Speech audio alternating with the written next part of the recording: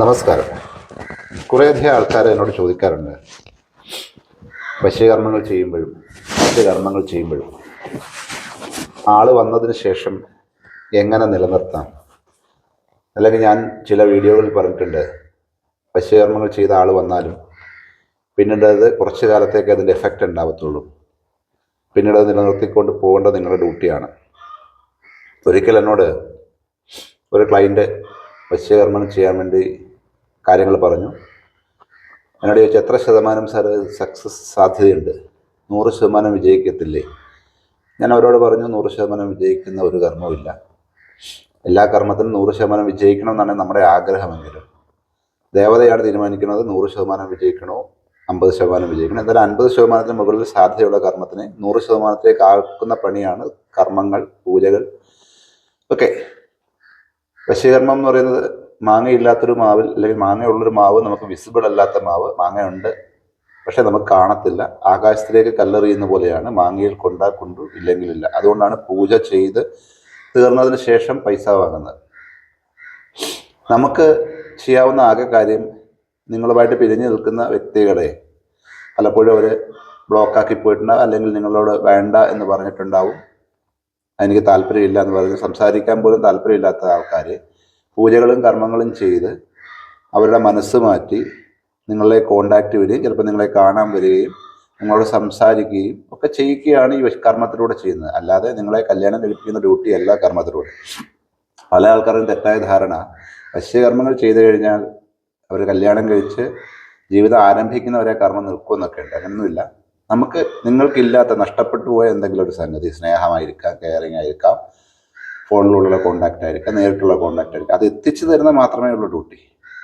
ആ എത്തിച്ച് തന്നു കഴിഞ്ഞാൽ നിങ്ങളുടെ ഡ്യൂട്ടിയാണ് അതിനെ നിലനിർത്തുക എന്ന് പറയുന്നത്. പല ആൾക്കാരുടെയും തെറ്റായ ധാരണ, കർമ്മം ചെയ്തുകൊണ്ട് ഇത് നിലനിന്ന് പൊക്കോളുന്നു. ഒരിക്കലുമില്ല.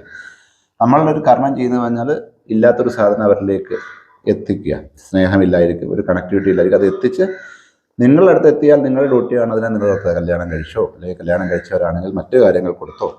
അപ്പം അതിനെയൊക്കെ ശരിക്കും എന്താണ് ചെയ്യുക? സാധാരണഗതിയായിട്ട് നമ്മൾ ചെയ്യുക എന്ന് പറയുന്നത്, ഈ കർമ്മത്തിൽ ഉൾപ്പെട്ടതല്ലെങ്കിലും നമ്മൾ ചെയ്തു കൊടുക്കുന്നത് ഉള്ളിൽ കൊടുക്കാനുള്ള എന്തെങ്കിലും ഒരു സംഗതി.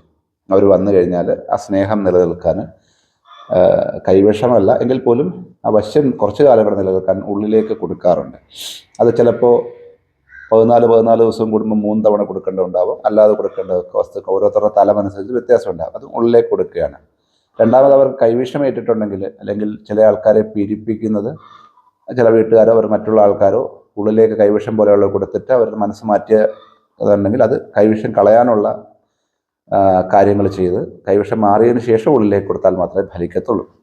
ഇനി വേറൊരു വിഭാഗം ആൾക്കാർ അങ്ങനെ ഇങ്ങനെ ഒക്കാത്തവർക്ക് ആണ് ഈ പറയുന്ന ചില കർമ്മങ്ങൾ, ലിംഗബന്ധനം, യോനിബന്ധനം എന്നൊക്കെ പറഞ്ഞിട്ട് മൂലികകൾ കൊണ്ടുള്ള പ്രയോഗങ്ങളുണ്ട്. ഇതെല്ലാം മരുന്നുകളും മൂലികകളും കർമ്മങ്ങളിലൂടെയൊക്കെയാണ് ചെയ്യുന്നത്. ഇതൊക്കെ ഇതിന് ശേഷം ചെയ്യുന്നതാണ്. നിങ്ങൾ ഇതിൽ ഏതെങ്കിലുമൊക്കെ ഒന്ന് ചെയ്ത ആളെ നിലനിർത്തിയില്ലെങ്കിൽ വശ്യത്തിൻ്റെ എഫക്റ്റ് കഴിയുമ്പോൾ വീണ്ടും ആൾ പോകും. ഞാൻ നേരത്തെയും പറഞ്ഞിട്ടുണ്ട്, എനിക്ക് കർമ്മങ്ങൾ ചെയ്ത് നടന്ന ഒരാൾ വന്നു കഴിഞ്ഞു, ആൾ അയാളുടെ അടുത്തേക്ക് വന്നു, പിന്നെ സംശയം വന്നാൽ നിൽക്കുമോ, അതുകൊണ്ട് എൻ്റെ പൈസ തരാൻ പോലും അയാൾക്കൊരു മടി വന്നു. ആ സമയത്ത് ഞാൻ കർമ്മം വിട്ടു, ആ കർമ്മം വിട്ടു, അങ്ങനെയൊക്കെ വരും. നിങ്ങളുടെ അടുത്തേക്ക് വന്നു കഴിഞ്ഞാൽ ഏത് കർമ്മിക്കാണെങ്കിലും ആ പറഞ്ഞ പൈസ കൊടുക്കണം. അവർ കർമ്മം ചെയ്താണ് കൊണ്ടുവന്നതെങ്കിൽ. പല ആൾക്കാരുടെയും വിചാരം, ഒരുപാട് സ്ഥലത്ത് പോയി ഒരുപാട് കർമ്മങ്ങൾ ചെയ്ത് നടക്കാതെയാണ് ഞങ്ങളെപ്പോലെയുള്ള ആൾക്കാരുടെ അടുത്തേക്ക് വരുന്നത്. ഈ പലയിടത്ത് നടക്കാത്ത കാര്യം ഞങ്ങൾ നടത്തുമ്പോൾ പെട്ടെന്ന് സാധിക്കണം. 10 ദിവസമാകുമ്പം ചോദിക്കും ഒന്നും ആയില്ലല്ലോ, 20 ദിവസമാകുമ്പം ചോദിക്കും ഒന്നും ആയില്ലല്ലോ. ഓൾറെഡി 2-3 വർഷം കർമ്മം ചെയ്തിട്ട് നടക്കാതെ വന്ന കേസ്, വേറൊരു കർമ്മിയുടെ അടുത്ത് നടക്കാതെ വന്ന കേസ് എൻ്റെ അടുത്ത് വന്നപ്പോൾ കർമ്മം തുടങ്ങി 12ാമത്തെ ദിവസം ചോദിച്ചു, സാറേ ഇതുവരെ ഒന്നും ആയില്ലല്ലോ. 20ാമത്തെ ദിവസം ചോദിക്കുന്നു ഒന്നും ആയില്ലല്ലോ.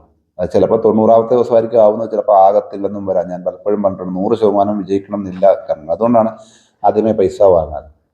എന്നാൽ പല ആൾക്കാരും ആൾ വന്നു നമ്മളിലേക്ക് എത്തിക്കഴിഞ്ഞ് കഴിഞ്ഞാൽ എൻ്റെ ഡ്യൂട്ടി കഴിഞ്ഞു. സ്വാഭാവികമായിട്ട് അവർ പറയും, ആളെത്തി സാർ, കുഴപ്പമില്ല, ഇപ്പം കൂടെ നിൽക്കുന്നുണ്ടെന്ന് പറഞ്ഞാൽ ഞാൻ പറയും, ബാക്കി നമ്മൾ പൂജകൾ ചെയ്യണം. ഈ പൂജകൾ ചെയ്യുന്ന സമയത്ത് അത് നിലനിർത്താനുള്ള കാര്യങ്ങൾ നമ്മൾ തന്നെ ചെയ്യണം. ആ നിലനിർത്താനുള്ള കാര്യങ്ങൾ നമ്മൾ തന്നെ ചെയ്യാതെ അത് എങ്ങനെയെങ്കിലും പിന്നീട് പോയാൽ ഉടനെ കർമ്മിയെ കുറ്റം പറഞ്ഞൊന്നും ഒരു കഥയില്ല. നിങ്ങളിലേക്ക് വന്ന ആൾ വരുത്തുക എന്നുള്ള ഡ്യൂട്ടി മാത്രമേ ഉള്ളൂ പൂജ. മാജിക് ഒന്നുമല്ല. കൊണ്ട് നിങ്ങളുടെ അടുത്ത് എത്തിക്കുക. നമ്മുടെ കയ്യിൽ കിട്ടിയതിനെ നിലനിർത്തുകയും കൂടെ നിർത്തുകയും ചെയ്യുന്നത് നമ്മൾ മാത്രമാണ്. അതിന് കർമ്മിക്ക് ഉത്തരവാദിത്വമൊന്നുമില്ല, ദേവതയ്ക്ക് ഉത്തരവാദിത്വമൊന്നുമില്ല. അത് നിങ്ങൾ എന്തെങ്കിലും ചെയ്തോ, നിങ്ങൾ ഇപ്പം വിവാഹം കഴിക്കാത്ത ആൾക്കാരാണ് വിവാഹം കഴിച്ച് വിവാഹത്തിലേക്ക് എത്തുന്ന രീതിയിൽ എന്തെങ്കിലുമൊക്കെ നിർത്തണം. അല്ലാതെയൊന്നും എല്ലാ കാലവും വശ്യകർമ്മങ്ങൾ നിൽക്കത്തില്ല. 100% ഗ്യാരണ്ടിയിൽ വശ്യം ചെയ്യാൻ സാധിക്കത്തില്ല. ആൾ വന്നു കഴിഞ്ഞാലും നിലനിർത്താനുള്ള കാര്യങ്ങൾ നിങ്ങളുടെ കയ്യിലാണ്. ഇതൊക്കെ ഓർത്തിട്ട് വേണം വശ്യകർമ്മങ്ങൾ ആരെ കൊണ്ടാണ് നിങ്ങൾ ചെയ്യിക്കേണ്ടത്. നന്ദി, നമസ്കാരം.